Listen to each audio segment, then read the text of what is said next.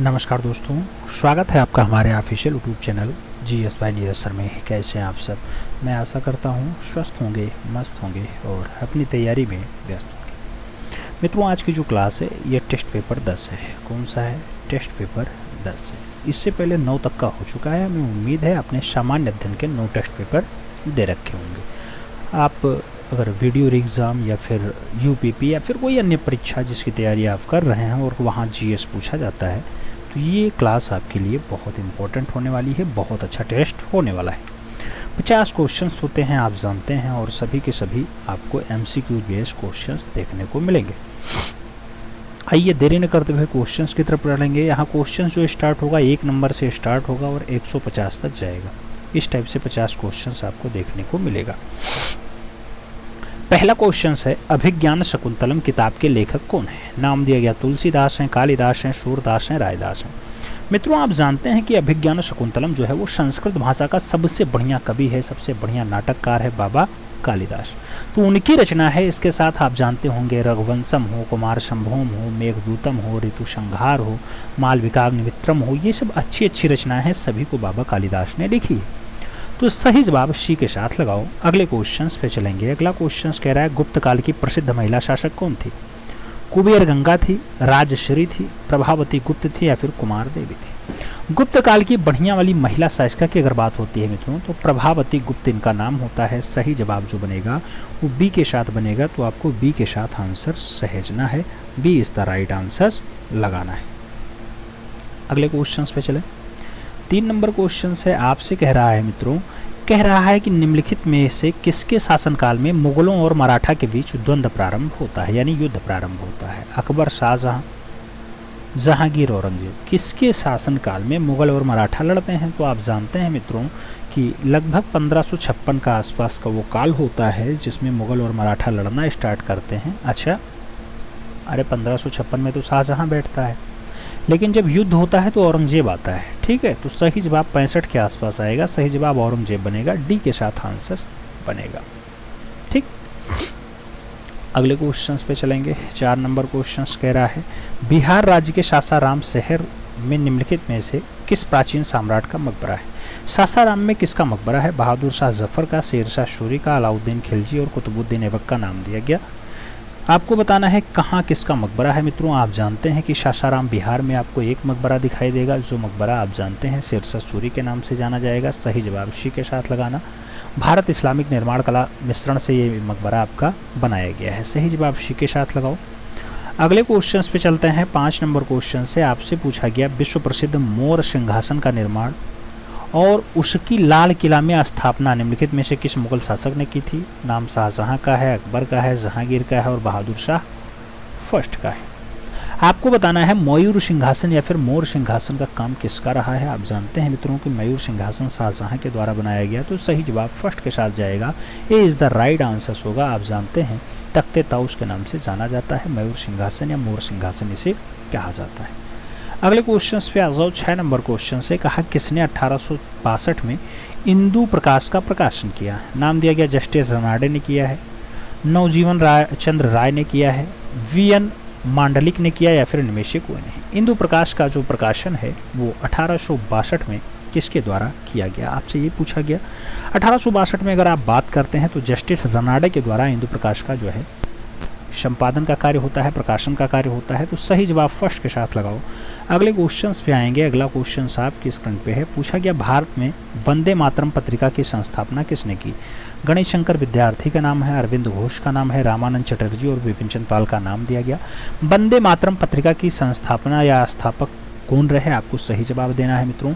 आप जानते हैं जो वंदे मातरम पत्रिका है वो समाचार पत्र है और 6 अगस्त 1906 को अरविंदो घोष के द्वारा जो है इसे लॉन्च किया जाता है। तो सही जवाब जो है सी के साथ जाएगा। अंग्रेजी भाषा में इसे लॉन्च किया गया था। और आगे बढ़ें। अगला क्वेश्चन 8 नंबर है। पूछा गया, वेदों की ओर लौटो नारा किसने दिया? राजा राम मोहन राय, दयानंद सरस्वती, विवेकानंद या फिर रामकृष्ण परमहंस? मित्रों, आप जानते हैं कि वेदों की ओर लौटो का जो नारा होता है स्वामी दयानंद सरस्वती के द्वारा दिया जाता है। 1824 में गुजरात के मोरबी नामक गाँव में जिनका जन्म होता है। सत्यार्थ प्रकाश जिनकी बहुत अच्छी रचना होती है। तो स्वामी दयानंद सरस्वती के साथ आपको आंसर्स लगाना है। सही जवाब सी के साथ बनाना है। अगले क्वेश्चन पे चलेंगे। अगला क्वेश्चन आपकी स्क्रीन पे है, आपसे कुछ पूछ रहा है। क्या पूछ रहा है मित्रों, पढ़ो और जवाब दो। क्वेश्चन आपसे कह रहा है किस याचिका के अंतर्गत न्यायालय, अवर न्यायालय या किसी अन्य प्रभारियों के समक्ष लंबित किसी मामले को उच्चतर प्राधिकारी या न्यायालय में स्थानांतरित करने का आदेश दिया जाता है? परमादेश, उत्प्रेषण, अधिकार परीक्षा या फिर निषेध, किसके थ्रू ऐसा किया जाता है? तो मित्रों आप जानते हैं कि अगर आपको अपर न्यायालय में ले जाना है मामला, तो उसके लिए आपका उत्प्रेषण होना चाहिए। सही जवाब इसी के साथ जाएगा। स्थानांतरित करने का आदेश जो दिया जाता है उत्प्रेषण के मामले में दिया जाता है। ठीक है, अगले क्वेश्चन पे चलेंगे। 10 नंबर क्वेश्चन से पूछा गया भारत के उच्चतम न्यायालय की पहली महिला न्यायाधीश कौन थी? नाम दिया गया लीला सेठ हैं, अन्ना चांडी हैं, फातिमा देवी हैं या फिर सुनंदा भंडारे का नाम दिया गया। भारत के उच्चतम न्यायालय की पहली महिला न्यायाधीश की बात की जा रही है। आप जानते हैं पहली न्यायाधीश आपकी फातिमा बीबी होती हैं। सही जवाब एम फातिमा बीबी के साथ आंसर्स लगाओ। 6 अक्टूबर 1889 से 9 अक्टूबर 1992 तक ये जो है क्या रही हैं, 1989 से लेकर के 92 तक रहती हैं। क्या रहती हैं? उच्चतम न्यायालय की मुख्य न्यायाधीश रहती हैं। अगले क्वेश्चन पे चलेंगे। अगला क्वेश्चन आपका है 11 नंबर। मित्रों आपसे पूछ रहा है कि उच्चतम न्यायालय में संविधान के निर्वाचन के संबंधित मामलों की सुनवाई करने के लिए न्यायाधीशों की संख्या कम से कम कितनी होनी चाहिए? 10 होगी, 7 होगी, 9 होगी, 5 होगी? कितने न्यायाधीश होने चाहिए? मिनिमम कितने न्यायाधीश होने चाहिए? मित्रों 5 न्यायाधीश होने चाहिए। सही जवाब डी के साथ बनेगा।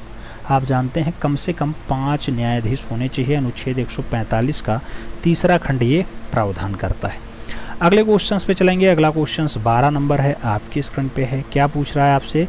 प्रश्न संख्या 12 कह रहा है कि भारतीय संविधान के अनुच्छेद 161 के अनुसार निम्नलिखित में से किसे सजा माफ करने या सजा में हेरफेर करने की शक्ति प्राप्त है?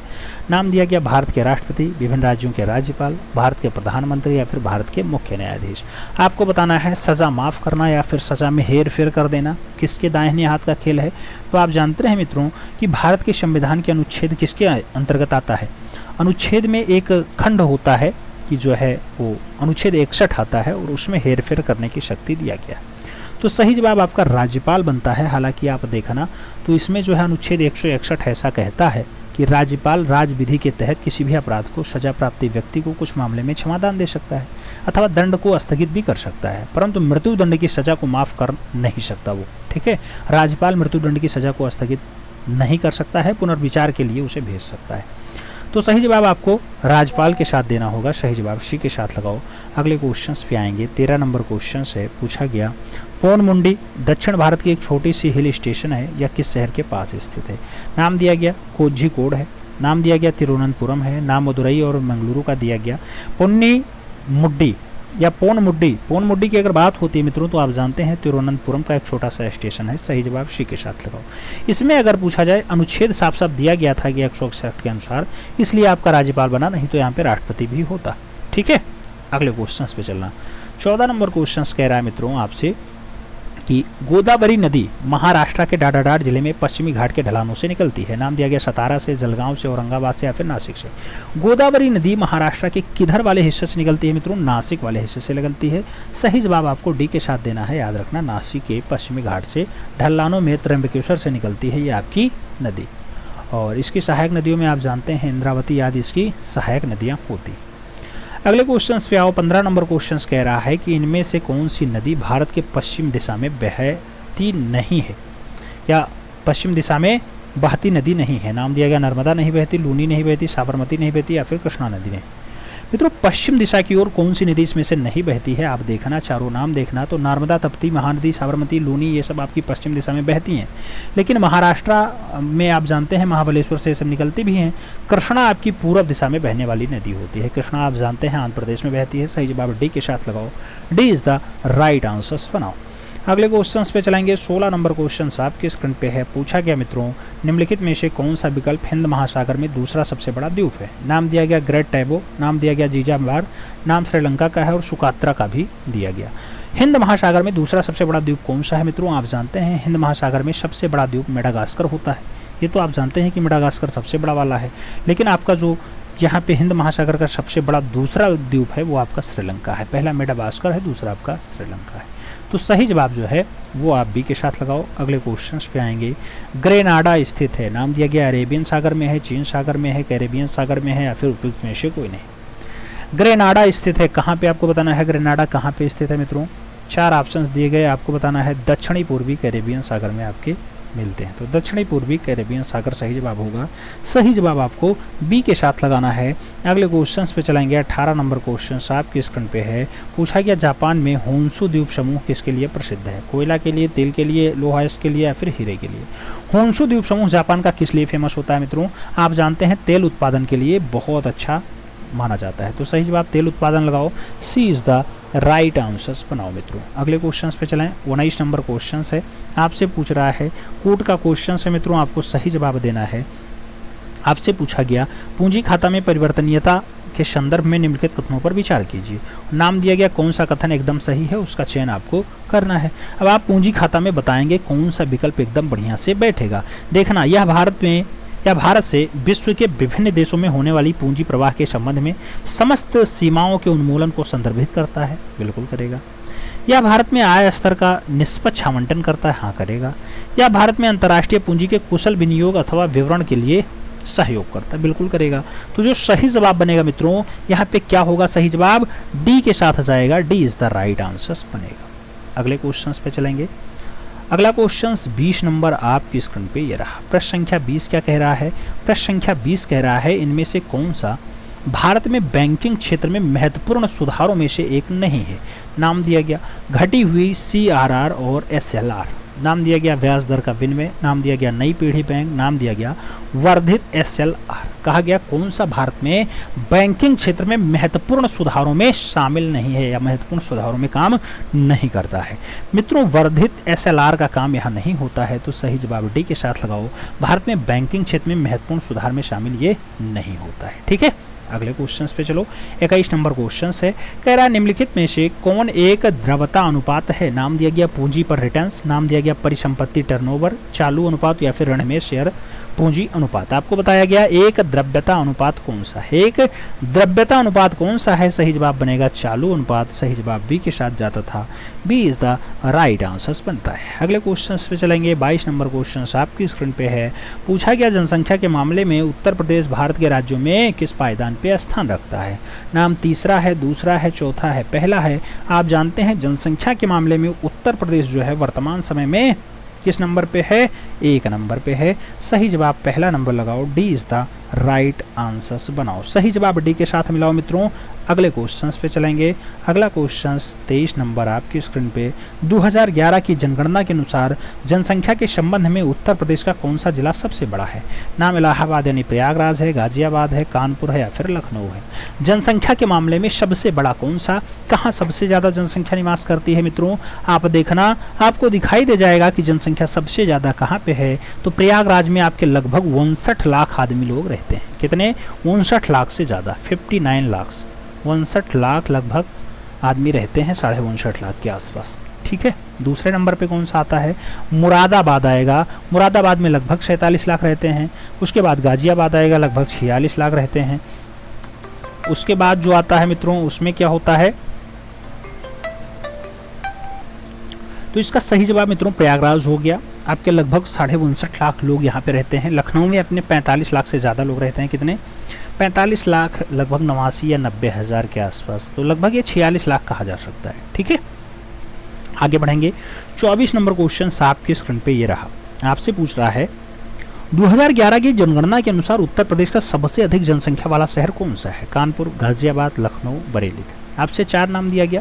पूछा गया सबसे ज्यादा जनसंख्या कहाँ रहती है? अब इन चारों स्थानों में अगर आप देखते हैं तो सबसे ज्यादा जनसंख्या वाला जो शहर होगा इन चारों स्थानों में गाजियाबाद का नाम आएगा। सी के साथ आपका आंसर बैठेगा। सी इज द राइट आंसर लगाना पड़ेगा। 25 नंबर पे चलो। पूछा गया निम्नलिखित में से कौन सा उत्तर प्रदेश का राजकीय पशु है? नाम दिया गया लाल पांडा, बारहसिंघा, भारतीय जंगली गौर या फिर जंगली भैंसा।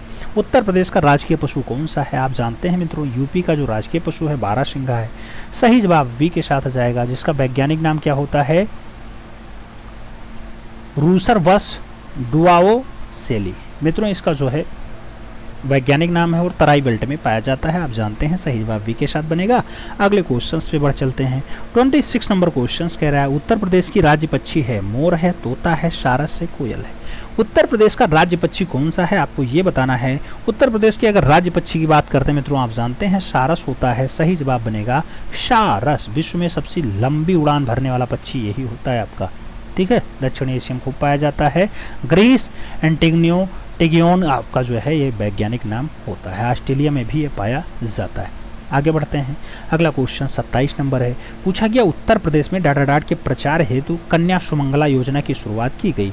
लड़कियों के लिए रोजगार का अवसर, लड़कियों के लिए डिजिटल साक्षरता, लड़कियों के लिए खेल में भागीदारी के अवसर, या फिर लड़कियों के स्वास्थ्य और शैक्षणिक मानक के लिए कन्या सुमंगला योजना की स्टार्टिंग होती है। किसके लिए होती है मित्रों?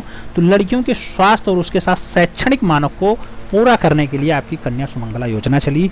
सही जवाब डी के साथ लगाओ। 25 अक्टूबर 2019 को कन्या सुमंगला योजना की स्टार्टिंग मुख्यमंत्री ने की है। कब की है? 25 अक्टूबर 2019 को इसकी स्टार्टिंग होती है, याद रखना, ठीक है। आगे बढ़ें।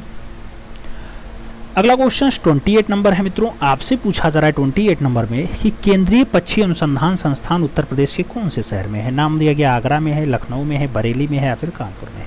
केंद्रीय पक्षी अनुसंधान संस्थान की बात होती है मित्रों, आप जानते हैं उत्तर प्रदेश का एक शहर है इज्जतनगर। इज्जतनगर जिसका मतलब बरेली, तो सही जवाब बी का साथ आंसर बैठेगा। बरेली का सुरमा बहुत बढ़िया है, इसीलिए इसे प्यार से लोग सुरमा नगरी भी कहते हैं। इसकी स्थापना जो है CARI की ये 2 नवंबर को हुई थी। 2 नवंबर 1979 को बरेली में होती। अगले क्वेश्चन पे चलो। अगला क्वेश्चन 29 नंबर है। पूछा गया निम्नलिखित में से कौन एक प्रोग्रामिंग सॉफ्टवेयर है। नाम दिया गया desk cleanup, desk Freda maker, Windows, या फिर विजुअल बेसिक्स। आपको बताना है प्रोग्रामिंग सॉफ्टवेयर कौन सा है मित्रों। आप देखेंगे तो जो प्रोग्रामिंग सॉफ्टवेयर की बात होगी वो विजुअल बेसिक्स के साथ जाएगा, तो visual basic is the right answer बनेगा, यानी सही जवाब डी के साथ जाएगा। अगले क्वेश्चन पे चलो। 30 नंबर क्वेश्चन आपकी स्क्रीन पे ये रहा। पूछा गया कंप्यूटर के संदर्भ में जिस तरीके से कोई विरोधी सिस्टम में प्रवेश कर सकता है और संभावित रूप से क्षति का कारण बन सकता है, उसे हम क्या कहते हैं। हमला सतह या फिर अटैक सरफेस कहते हैं, हमला हस्ताक्षर या फिर अटैक सिग्नेचर कहते हैं, हमला पैटर्न या फिर अटैक पैटर्न कहते हैं, या फिर हमला पथ अथवा अटैक पथ कहते हैं। मित्रों क्या कहते हैं उसे? उस शब्द के लिए एक ही शब्द आता है, हमला सतह या फिर हमला सरफेस कहते हैं, अटैक सरफेस कहते हैं। First is the right answer लगाओ। अगले क्वेश्चंस पे चलेंगे। 31 नंबर क्वेश्चन आपकी स्क्रीन पे। निम्नलिखित में से कौन सा उपकरण किसी छवि को डिजिटलीकृत करके टेलीफोन लाइन पर चित्र और टेक्स्ट भेज या प्राप्त कर सकता है। नाम दिया गया प्लांटर करेगा, शॉर्ट कार्ड करेगा, फैक्स मशीन करेगी, या फिर मिनी टॉर करेगा। कौन सा ऐसा है जो टेक्स्ट भेजने में और सहायता करता है? सही जवाब फैक्स मशीन होता है। B is the right answer होता है मित्रों। सही जवाब वी के साथ लगाओ। अगले क्वेश्चंस पे चलेंगे। 32 नंबर। पूछा गया निम्नलिखित में से कौन सा एक वेब ब्राउज़र नहीं है। दिया गया गूगल नहीं है, माइक्रोसॉफ्ट एडगल नहीं है, आपसे दिया गया फायरफॉक्स मोजिल्ला नहीं है, या फिर नेटस्केप नेविगेटर नहीं है। कौन सा आपका वेब ब्राउज़र नहीं है, ये आपसे पूछा जा रहा है मित्रों। यहाँ जो वेब ब्राउज़र का पार्ट नहीं है वो आपका गूगल नहीं है, ये गूगल सर्च इंजन है, बाकी आपके सभी वेब ब्राउज़र हैं। सही जवाब फर्स्ट के साथ लगाओ। A is the right answers बनाओ। मित्रों सब एप्लीकेशन सॉफ्टवेयर हैं, www की सूचना पे आपका काम होता है, आप जानते हैं, लेकिन आपका जो ये ब्राउज़र है वो आपका सब कुछ है। गूगल और क्रोम के साथ माइक्रोसॉफ्ट एडगल प्रमुख रूप से माने जाते हैं। आपको बताना था कौन सा है कौन सा नहीं है, सही जवाब आपको देना था। सही जवाब गूगल के साथ हम लगाएंगे।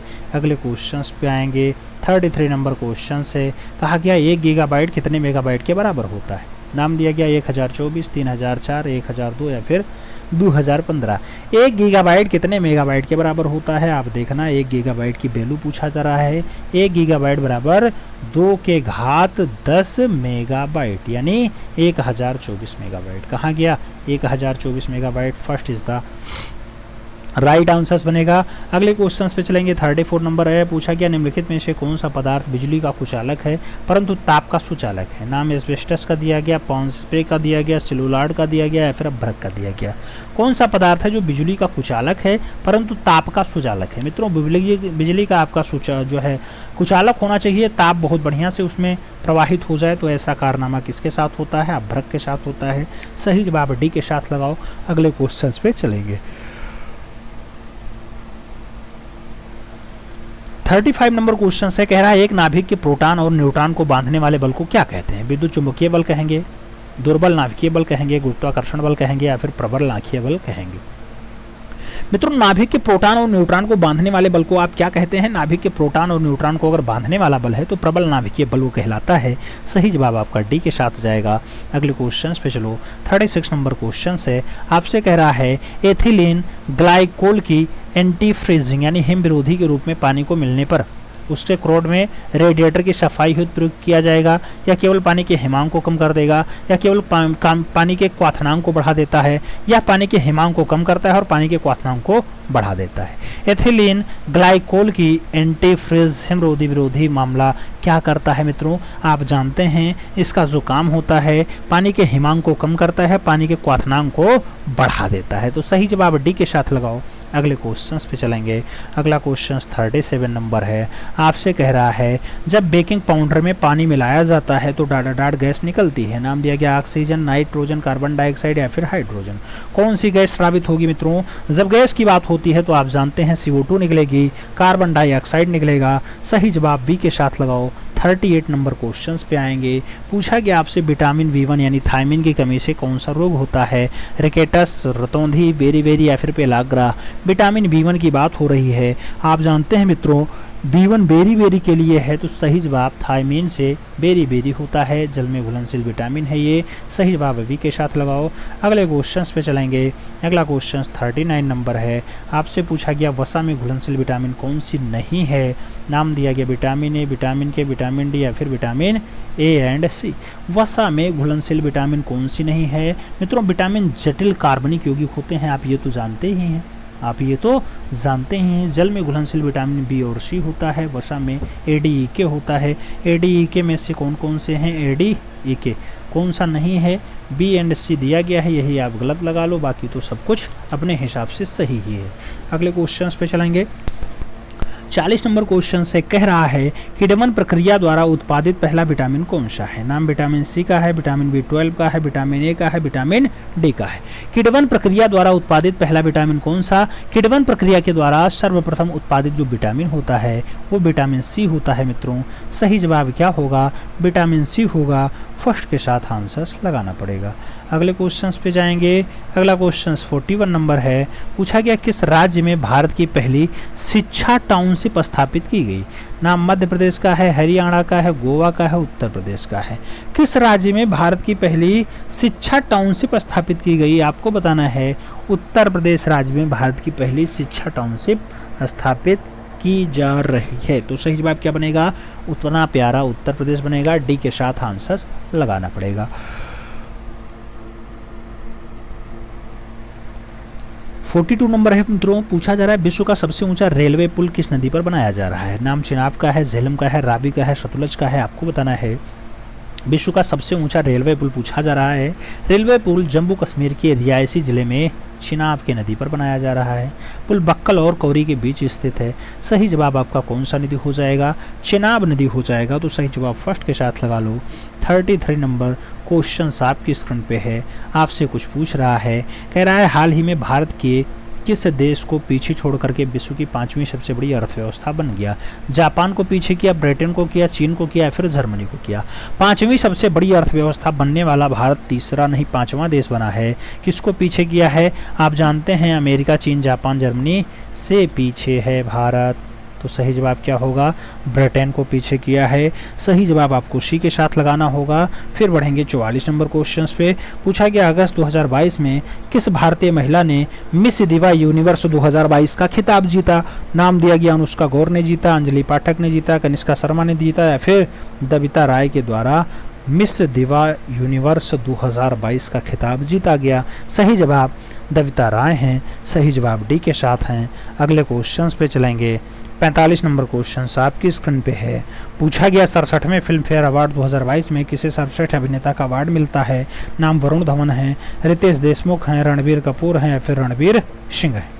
67वें फिल्म फेयर अवार्ड 2022 में किसे सर्वश्रेष्ठ अभिनेता बनाया जाता है? मित्रों, सर्वश्रेष्ठ अभिनेता की अगर बात होती है तो आप जानते हैं इसमें रणवीर सिंह को नवाजा जाएगा। सही जवाब रणवीर सिंह हैं। D is the right answer बन रहा है। फिल्म 83 के लिए इन्हें यह मिलता है। अगले क्वेश्चन पे चलो। 46 नंबर क्वेश्चन है। जून 2022 में केंद्र सरकार द्वारा सशस्त्र बलों में युवाओं की भर्ती के लिए शुरू की गई योजना का नाम क्या है? युवा सेना योजना है, अग्निवीर योजना है, अग्निपथ योजना है या फिर सशस्त्र बल योजना है। केंद्र सरकार ने सशस्त्र बलों में युवाओं की भर्ती के लिए जो योजना स्टार्ट की, 4 वर्ष की अवधि के लिए युवाओं को भर्ती किया जाएगा। 17.5 साल से 23 साल के बीच उनकी आयु होनी चाहिए। जो उनका नाम दिया गया उसका नाम अग्निपथ योजना है। सही जवाब वी के साथ लगाओ। अग्निपथ योजना में ऐसा हो रहा है।